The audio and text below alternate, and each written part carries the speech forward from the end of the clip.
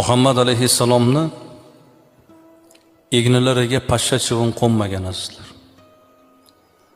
Rasululloh sallallohu alayhi vasallamni ko'rishlarida ko'zlarini qirini sarxati bo'lmagan. Bizni ko'zimiz qancha masofani ko'radi? Rasulullohni ko'rishlarida ko'zlarini qirini sarxati bo'lmagan. Oyning yuzasini, sathini Oysha onamizga aytib berganlar. Sarvari koinotni ko'rishlarida kecha kunduzni farqi bo'lmagan. Biz kechasi yaxshi ko'ra olmaymiz. Rasulullohda buni farqi bo'lmagan.